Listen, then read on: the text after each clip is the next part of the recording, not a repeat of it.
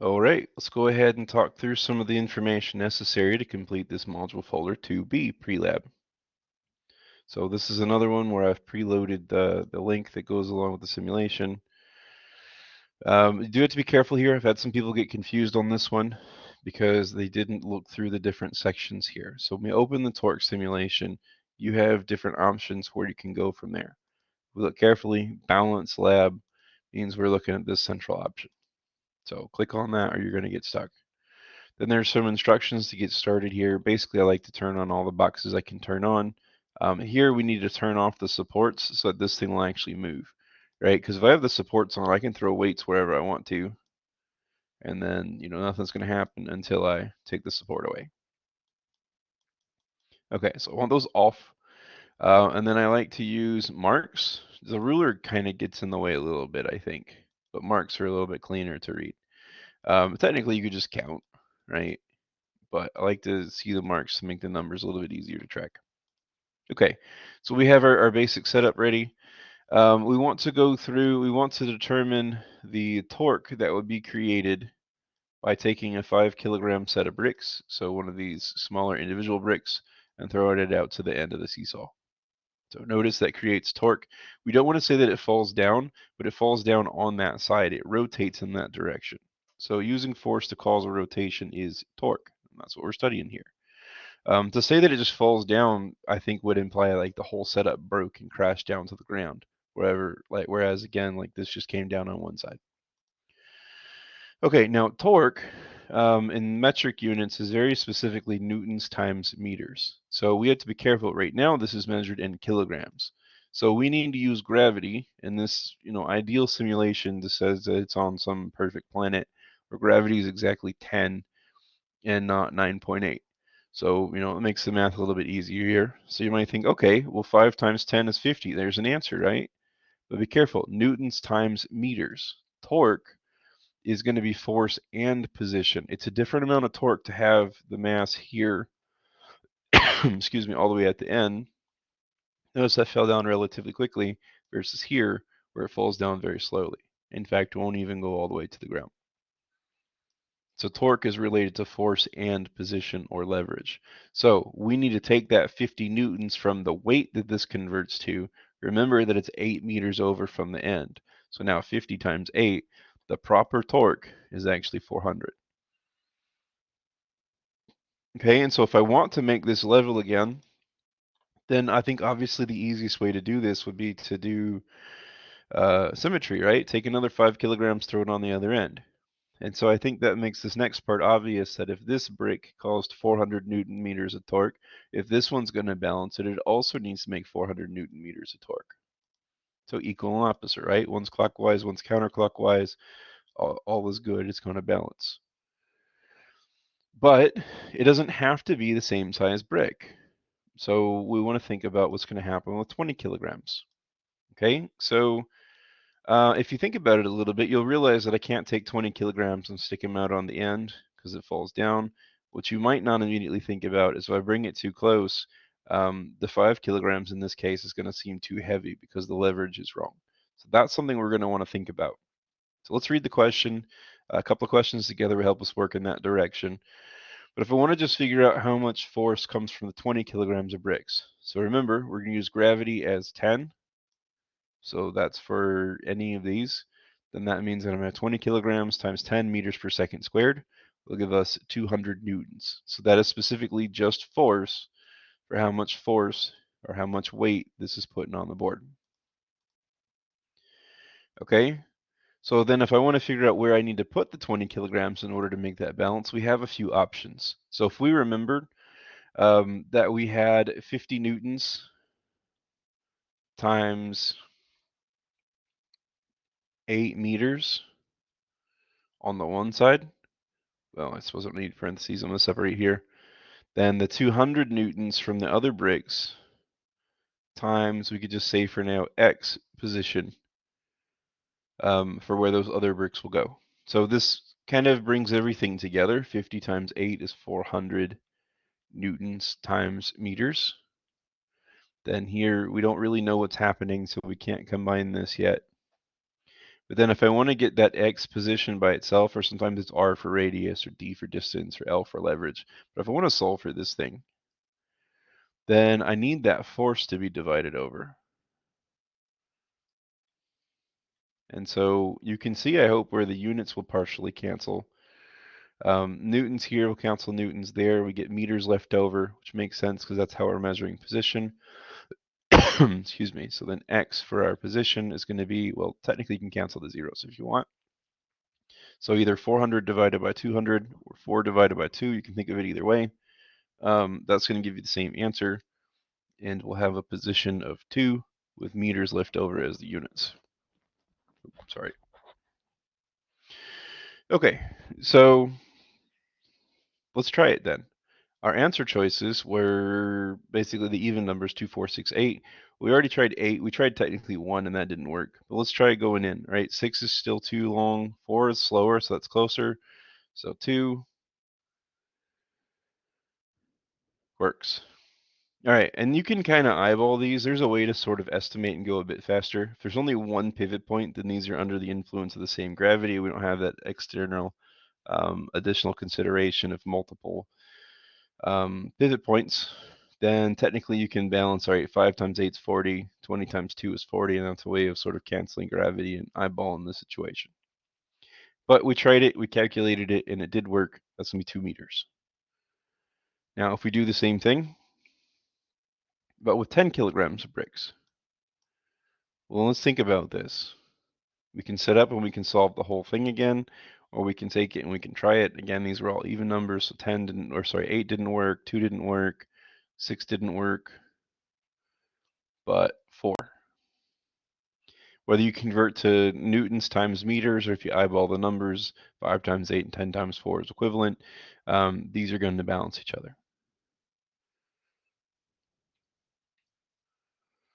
Okay, so now we're going to combine some torques. We're going to have 2 sets of bricks that are going to work with each other.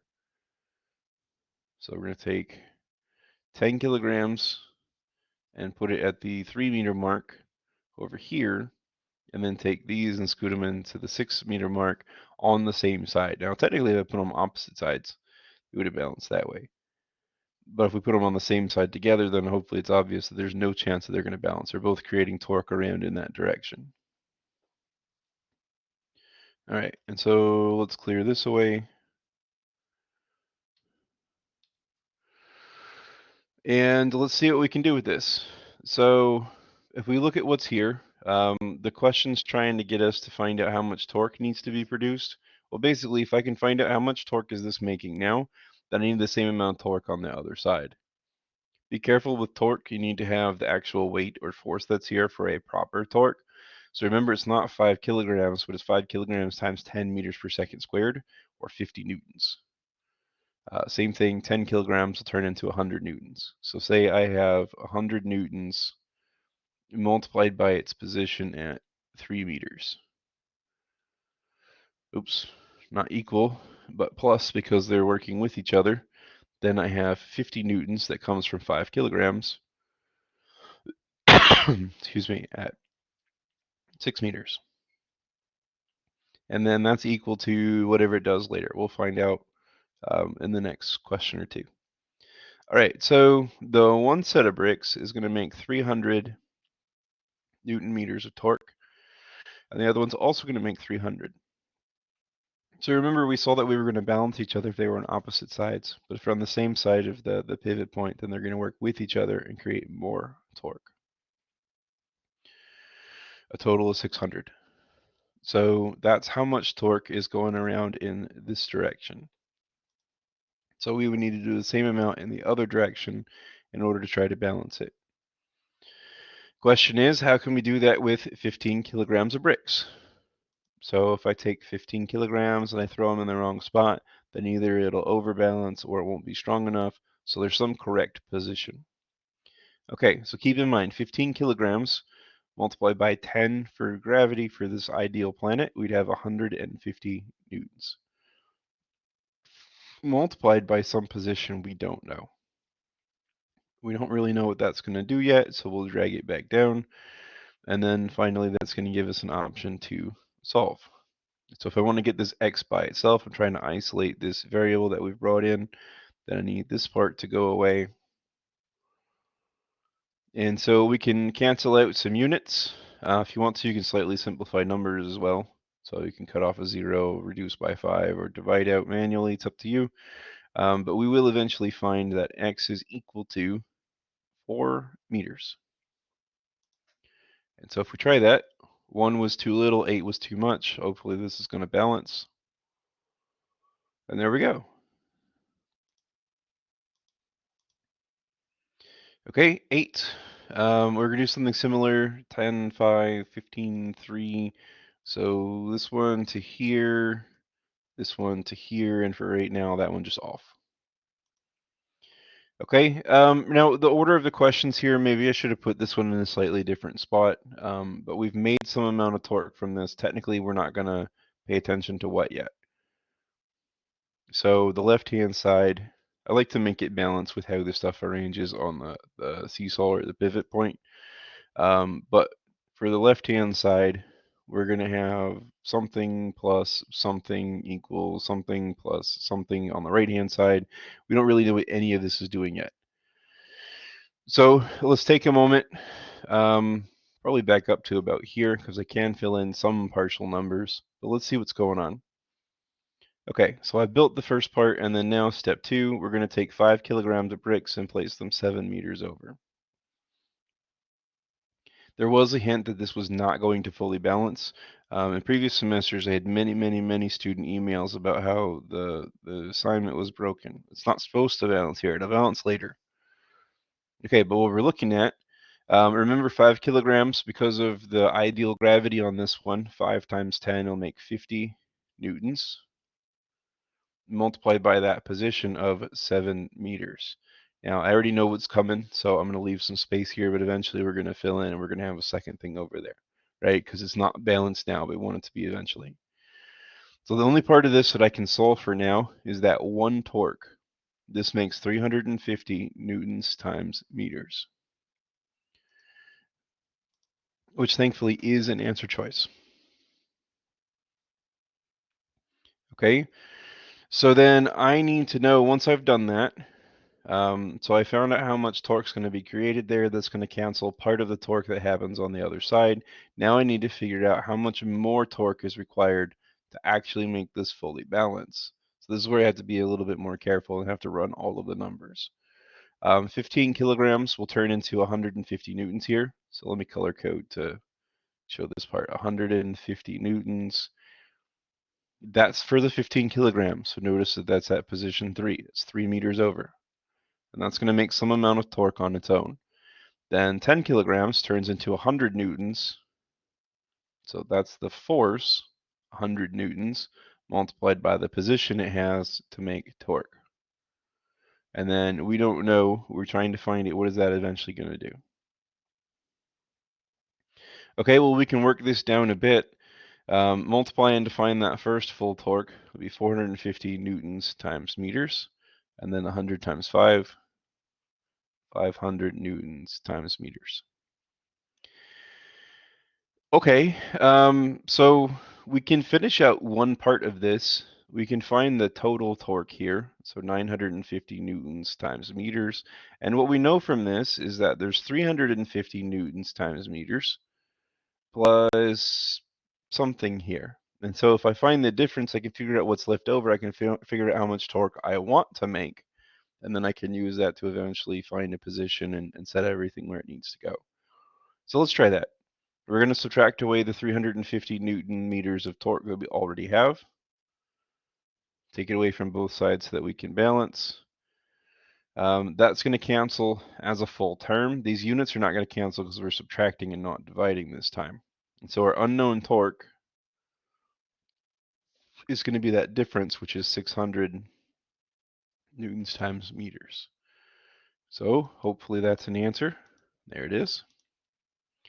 All right, and then final part of the question then. Where would I need to put 20 kilograms of bricks in order to make this work? So notice some answers are all odd numbers. You could technically go and guess. You can't stack these. You can't even go on the 7. 5 falls down. 1 is not enough. So 3 is the remaining option. And if we think about that, well, look, we were trying to make 600 Newton meters of torque. Remember that 20 kilograms will turn into 200 Newton meters. So 200 times 3 seems to match what we were talking about. Sounds good to me. All right, well, that should do it.